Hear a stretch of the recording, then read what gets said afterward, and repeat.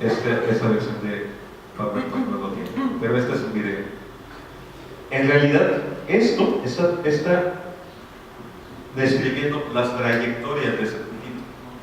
Entonces resulta que ese puntito que es la solución, en realidad no es estable. No es para nada estable. Y entonces lo podías encontrar aquí, o acá, o acá, o acá. Lo podías encontrar en una infinidad de puntos.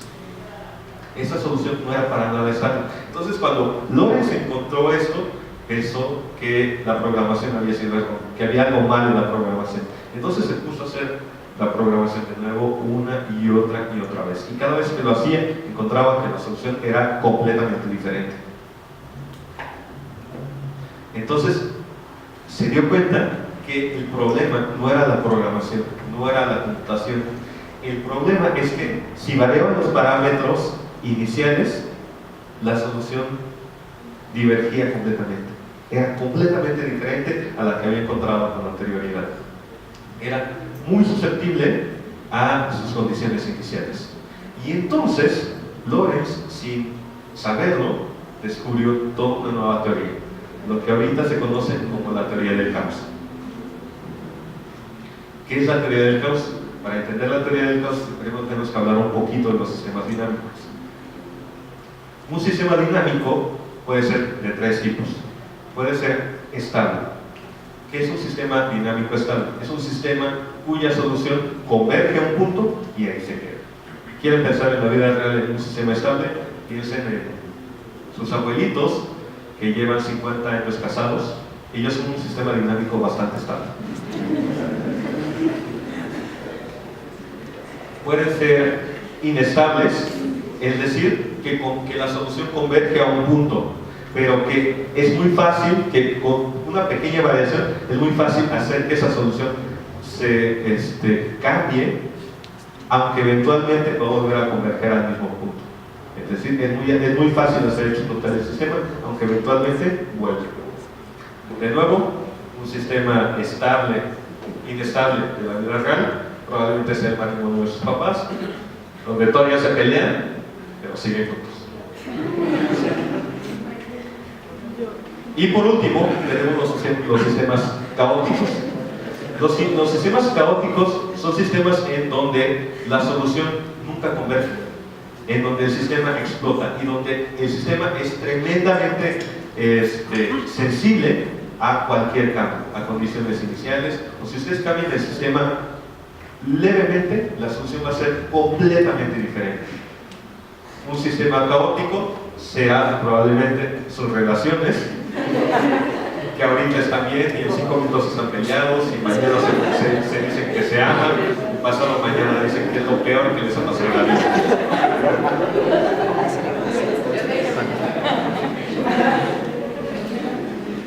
Entonces, la teoría del caos se ocupa del estudio de sistemas deterministas. Esto es muy importante. En la teoría del caos estudia sistemas que sí son deterministas, que no son aleatorios, o que ni siquiera se definen aleatorios. ¿Por qué? Porque están bien definidos. Ese sistema de ecuaciones estaba bien definido desde un principio, y sin embargo sus soluciones eran caóticas. Entonces, la teoría del caos estudia sistemas caóticos deterministas, pero que son muy sensibles a las variaciones en las condiciones iniciales. El ejemplo clásico para ilustrar un sistema caótico es el doble péndulo, que es justamente lo que está a la derecha de la... Pero supongo que no se va a ver. Vamos a ver. No se va a ver. Eso también es una animación. Les tocará buscarlo en internet. Busquen una animación de un doble péndulo y se van a dar cuenta de que la trayectoria que describe un doble péndulo no es para nada predecible. Entonces, ¿qué característica tienen los sistemas caóticos? Es que los sistemas caóticos son impredecibles. No los podemos predecir. Y eso ya lo sabemos. Sabemos que hay sistemas que no podemos predecir. Entonces, para todos aquellos que me decían que si yo conocía todas sus variables que los definen, podía conocer lo que estaban pensando y me contestaban que no. Pues sí, tienen razón. ¿Por qué? Porque nosotros en sí mismos somos sistemas caóticos. Ahora, no todo es predecible. Ya vimos que no todo es predecible. ¿Eso significa que todo es determinista? Ya vimos, estamos en un mundo en donde todo es determinista y hay cabida para una pseudoaleatoriedad, es decir, para una impredecibilidad. Pero ¿qué hay de la aleatoriedad en sí misma? Algo que por naturaleza sea aleatorio. ¿Conciben algún fenómeno de ese tipo? Si alguien está pensando en el clima es un sistema caótico. El movimiento del agua es un sistema caótico. La lluvia es un sistema caótico. ¿Conciben un fenómeno que sea tal cual azaroso? Bueno, yo había leído un poquito sobre las cosas de la mecánica cuántica y todo eso, y pues había leído algunas opiniones de que si había algo que fuera como puramente aleatorio iría más sobre todos los terrenos. No sé si ahorita vamos a hablar de eso o qué piensan. Pues, ¿qué creen?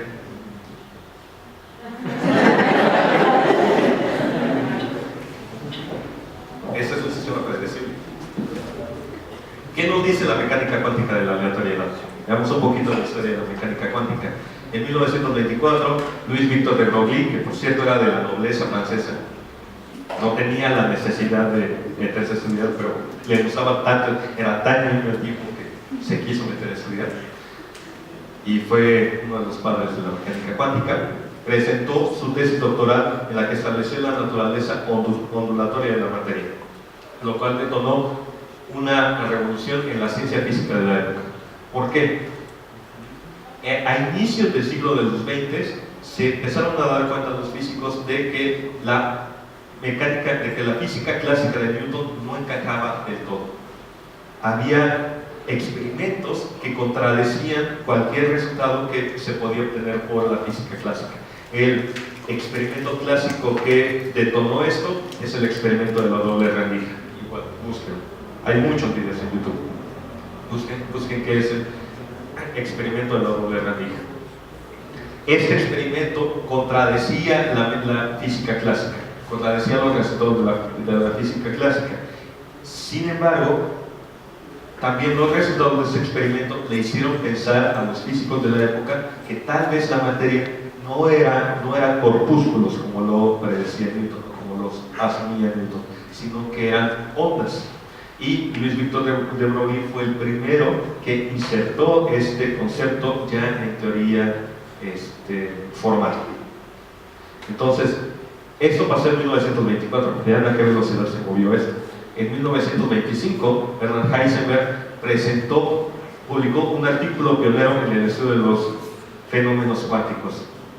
En él, logró que el papel de las coordenadas del electrón fuera asumido por un conjunto de medidas de probabilidad de transición del mismo.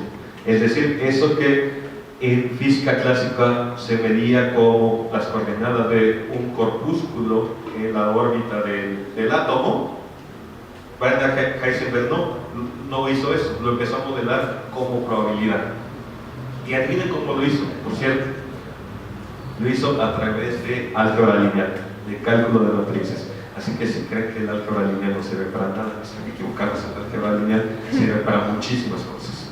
Y de hecho, tan complicados eran sus cálculos, se los pongo así. Él hacía álgebra lineal, cálculo con matrices, pero con matrices de orden infinito. ¿Cómo hacen eso? Bueno, aunque Bernard Heisenberg fue el autor de este artículo, insisto, de este artículo pionero, en realidad la mayoría del tiempo trabajó junto con Niels Bohr, un físico extraordinario de la época. Entonces, en 1925 Bernard Heisenberg hizo esto. Sin embargo, ¿qué creen que le pasó? Le comieron el mandado. Porque Erwin Schrödinger, en 1926, consiguió obtener los mismos resultados que Bernard Heisenberg, pero no con álgebra lineal, sino que con esta belleza. La función de onda, lo que ahorita se conoce como función de onda, y digo que es una belleza porque es completamente incomprensible. Les puedo decir que sí, es una función diferencial, pero si se dan cuenta, es una función diferencial con términos imaginarios. Vean esta belleza. Hasta él mismo decía que no lo entendía. Y no espero que sepa. De hecho, Schrödinger siempre buscó darle un sentido intuitivo, es decir, un sentido basado en la física clásica a sus resultados. ¿Y qué creen? Nunca lo logró. Pasó toda su vida intentando que sus resultados tuvieran un sentido intuitivo, que los pudiera visualizar geométricamente en un mundo natural. Y nunca lo logró. Jamás pudo hacerlo. De hecho, ¿han oído alguna vez del gato de Schrödinger? La teoría del Big Bang, ¿no? Es una paradoja para mostrar la inconsistencia o los problemas que tiene la mecánica cuántica. Irónicamente, yo creo que el pobre de Schrödinger se revuelve en su tumba porque sí, él fue el que hizo esta paradoja, él fue el que hizo el que diseñó el gato de Schrödinger, pero no lo hizo para ejemplificar su teoría, lo hizo para desacreditar su teoría. Lo hizo para decir, vean qué incoherente es esta teoría, que si esta teoría es cierta, entonces un gato está vivo y muerto a la vez. Entonces, pobrecito de Schrödinger, le pusimos el gato de Schrödinger y hablamos de él un montón, y en realidad es algo que él siempre odió. Imagínense que con lo que más están en desacuerdo en su vida, lo nombraran con su nombre y trascendieran la historia. Que ni siquiera sus demás trabajos trascendieran como eso con lo que estuvieron en desacuerdo toda su vida. Pobre hombre. Y también todo esto es muy interesante. Investiguen, si quieren enterarse del chisme de la época, investiguen en qué condiciones Schrödinger escribió este artículo. ¿Qué estaba haciendo? A ver, nada más investiguen. ¿Qué estaba haciendo? Específicamente, ¿qué estaba haciendo cuando escribió estos artículos? Se los dejo de ahí. Decíamos, nunca lo logró. Y entonces, ese liderato que había alcanzado en los estudios cuánticos nos perdió por esa necesidad de querernos ver como algo natural. Y adivinen ahora quién le comió el mandado. El que a su vez le comió el mandado a él, Bohr y Heisenberg. Estos que habían dejado rezagados volvieron a obtener el liderato. ¿Por qué? Porque ellos renunciaron a la idea de darle un sentido físico clásico y se enfocaron simple y sencillamente a las matemáticas. Uno de los descubrimientos que ellos hicieron es que si ustedes a este resultado le sacan el valor absoluto y lo elevan al cuadrado, porque obviamente al ser imaginario, si lo elevan al cuadrado es negativo. Si el absoluto de su cuadrado representa la probabilidad de que al medir la posición de la partícula en el instante t se encuentre en la posición indicada por ese vector. Es decir, estos dos términos que tenía la función de onda en realidad nos describían una probabilidad de que al colapsar la función de onda se encontrara en una posición determinada en un tiempo determinado. Irónicamente o curiosamente, esta probabilidad es lo más cercano que conocemos al azar. ¿Por qué? Normalmente asumimos o tomamos a las funciones de distribución como algo que describe un fenómeno que desconocemos en su generalidad. Es decir, si yo quiero saber cuál es la probabilidad de que alguien aquí cumpla años el mismo día que yo, por ejemplo, pues puedo calcular la probabilidad de que eso pase, que por la cantidad de personas que hay aquí, seguramente es una probabilidad muy alta.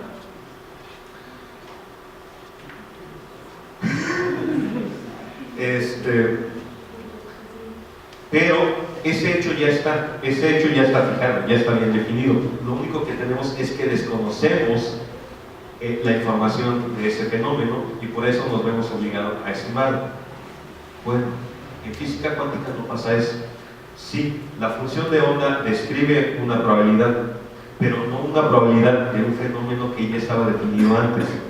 De hecho, por eso es que Schrödinger se perdió, porque al intentar darle un sentido clásico a su propia teoría, no alcanzó a ver lo que actualmente se concibe sobre la función de onda. La función de onda se concibe que describe una probabilidad, pero no una probabilidad de un fenómeno previamente definido, sino una probabilidad de un fenómeno que estaba indefinido antes de su observación, antes de su medición.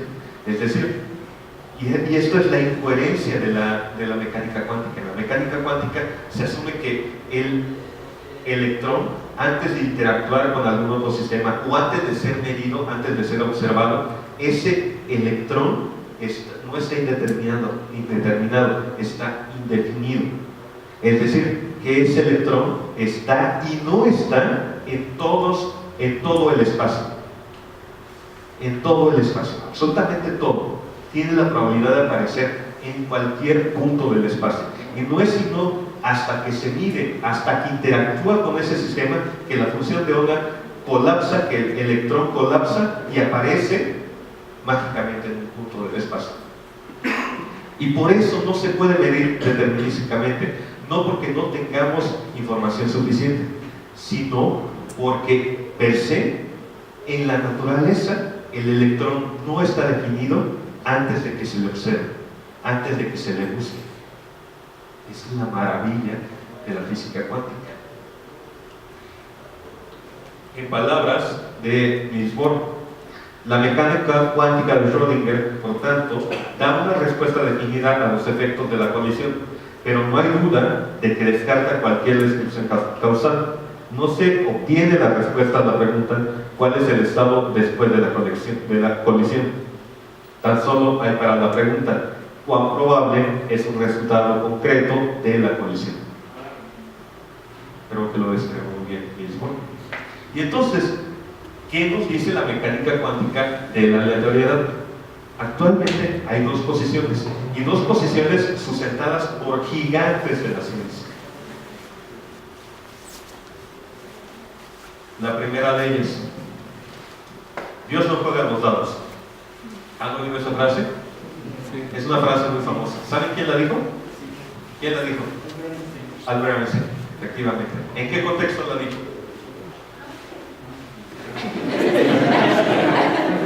Él no creía en la mecánica cuántica y pues decía precisamente que podía encontrar una solución a todos sus problemas de una manera determinística. Por eso efectivamente. La cita completa es: la mecánica cuántica es muy impresionante, pero una voz interior me dice que todavía no es lo real. La teoría produce un buen acuerdo, pero apenas nos acerca al secreto del viejo. En todo caso, estoy convencido de que Dios no juega los dados. Es decir, la posición de Albert Einstein es la posición con la que ahorita tomamos a la mecánica de Newton, por ejemplo. La mecánica de Newton no es que esté mal, la mecánica de Newton funciona, pero la mecánica de Newton, la teoría gravitacional de Newton, estaba incompleta. Le faltaba. ¿Qué le faltaba? Le faltaba la relatividad. Y entonces, Albert Einstein tenía esa posición acerca de la mecánica cuántica. Él nunca dijo que la mecánica cuántica no funcionara, y aquí mismo lo admite. La mecánica cuántica funciona, pero su posición siempre fue: la mecánica cuántica está incompleta. Todavía hay algo más que podemos descubrir y que haría del mundo determinista. y que haría del mundo, y que haría que ese electrón que no sabemos dónde está, pudiésemos decir, no es que estaba indefinido, estaba indeterminado, no sabíamos medirlo o no podemos medirlo, pero no es que no esté, ahí está. Esa es una posición, insisto, sustentada por un gigante. Esto lo dijo en 1926. Tiene, ¿qué? 92 años que lo dijo. Esto lo dijo hace 92 años. Y en 92 años, ¿qué creen que ha cambiado? En nada. Seguimos sin completar la mecánica cuántica. Y es porque tal vez sí estaba completa. Y ahí es donde entra la segunda posición. La segunda posición, en nombre de uno de sus autores, es: no podemos predecir el futuro porque es imposible conocer el presente. Heisenberg. Bueno, entonces, a todo esto, ¿existe la aleatoriedad? Pues lo cierto es que el estado del conocimiento actual es que no lo sabemos. No podemos decir si realmente existe la aleatoriedad. Creemos haber encontrado fenómenos que son puramente aleatorios, que es justamente la mecánica cuántica. Pero en realidad podría ser que esa mecánica cuántica solamente estuviera incompleta y que de verdad estuviera inmersa en un mundo determinista, pero que no hemos completado. Entonces, a todo esto, si no lo sabemos, ¿por qué carajos debería de importarnos su existencia? Y aquí es donde nos metemos a terrenos filosóficos y lógicos, con algo que se conoce como el demonio de Laplace. Obviamente es una paradoja que dijo Pierre-Simon de Laplace, un matemático impresionante que hizo un montón de cosas. En sus propias palabras, hemos de considerar el estado actual del universo como efecto de su estado anterior y como la causa del que ha de seguir. Una inteligencia que en un momento determinado conociera todas las fuerzas que animan la naturaleza, así como la situación respectiva de los seres que la componen, si además fuera lo suficientemente amplia como para someter al análisis tales datos, podría abarcar en una sola fórmula los movimientos de los cuerpos más grandes del universo y los del átomo más ligero. Nada de resultar incierto y tanto el futuro como el pasado estarían presentes ante sus ojos. Laplace era contemporáneo de Newton y él, al igual de Newton, concebía el mundo completamente determinista. Solamente que él llevó su argumento al extremo y pensó, si todo es determinista, entonces imaginemos que hay una inteligencia que lo conoce todo. Para esa inteligencia no había nada desconocido. El futuro, el presente y el pasado no estarían vetados ante sus ojos. Y entonces, ¿qué tiene que ver esto con todo lo que hemos estado platicando? Ya llevado a palabras cristianas, ¿no? A algo que ahorita se conoce como el determinismo. ¿Qué es el determinismo? Piensen en un demonio con esas capacidades sobrehumanas, más no sobrenaturales. ¿Por qué sobrehumanas? Porque ningún humano podría tener ese poder, podría tener ese conocimiento, jamás. Sin embargo, no son sobrenaturales. ¿Por qué? Porque pensar en algo así no rompe ninguna ley natural. En un mundo completamente determinista, las leyes se siguen cumpliendo y podría existir. Para un demonio así, no sería ninguna duda ni el pasado, ni el presente, ni el futuro. Da igual si un demonio así no exista. Lo importante es que puede existir. En un mundo completamente determinista, un demonio así puede existir. Si no existen procesos, fenómenos que sean genuinamente aleatorios, el futuro es potencialmente predecible a partir del presente, así como el presente lo fue a partir del pasado. Todo inmerso en una infinita cadena de causa y efecto. Entonces, la conclusión lógica y por lo que debería importarnos si existe la aleatoriedad o no, es que o bien existen los fenómenos puramente aleatorios o no existe el libre albedrío. Y si el mundo, si el universo, si la naturaleza es completamente determinista, entonces resultaría que así como Macbeth, todos somos juguetes del destino. Gracias.